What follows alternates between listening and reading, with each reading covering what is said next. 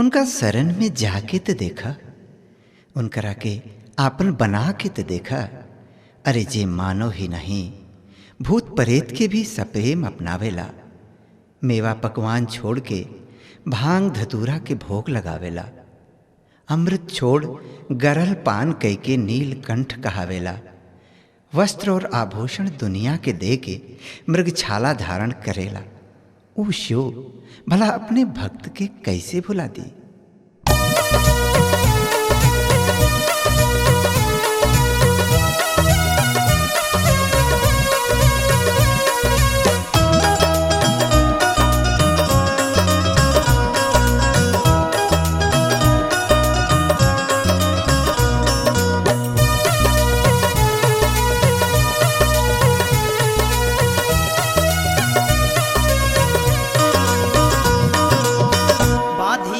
कंगन चर्चा में आइल, बांधी के कंगन चर्चा में आइल।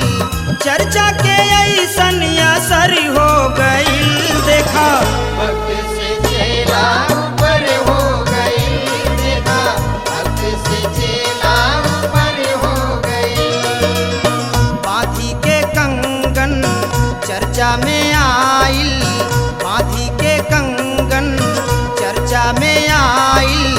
चर्चा के ऐसन असर हो गइल, देखा भक्त से चेला ऊपर हो गई, देखा भक्त से चेला ऊपर हो गई।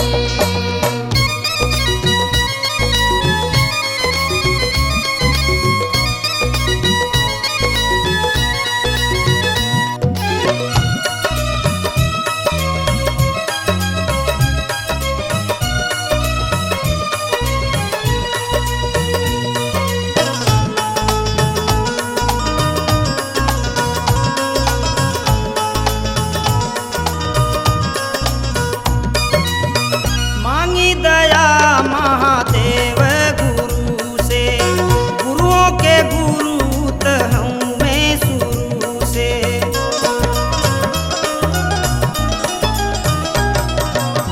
मांगी दया महादेव गुरु से, गुरुओं के गुरु त हूँ मैं शुरू से। भोला हमें हर रोग के दवाई, भोला के गुरु रउआ या बोला बनाई। भैया हरिंदर के कहल हो गइल, देखा भक्त से चेला ऊपर हो गई, देखा भक्त से चेला ऊपर हो गई।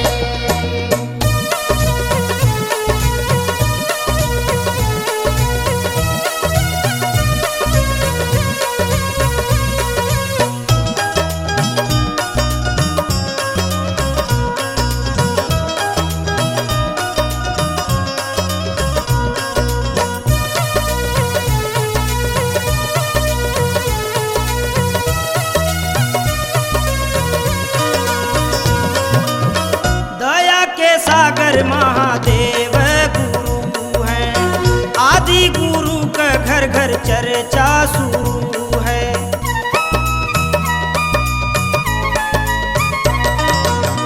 दया के सागर महादेव गुरु है, आदि गुरु का घर घर चर्चा शुरू है। गुरुवर सहारे से जीवन बन जाई, उजड़ल चमन में सुमन मुस्कुराई।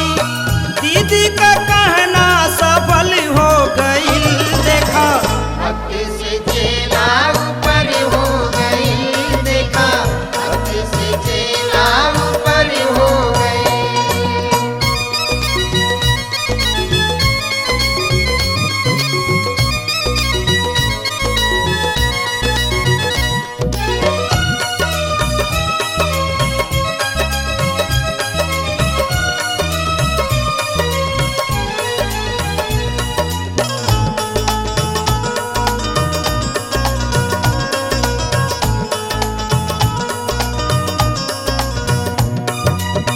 तीन गो सूत्र भैया साहब बतौले, करके विचार मन रहिया दिखौले।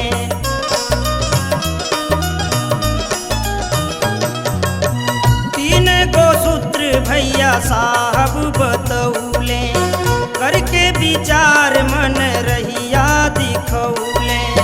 दया के साथ करे चर्चा गुरु भाई, नमः शिवा से कुल दुखवा ओराई।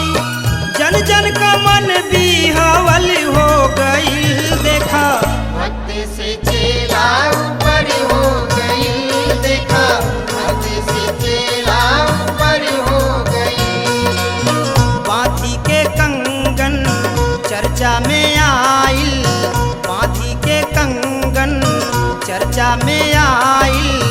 चर्चा के ऐसन असर हो गई, देखा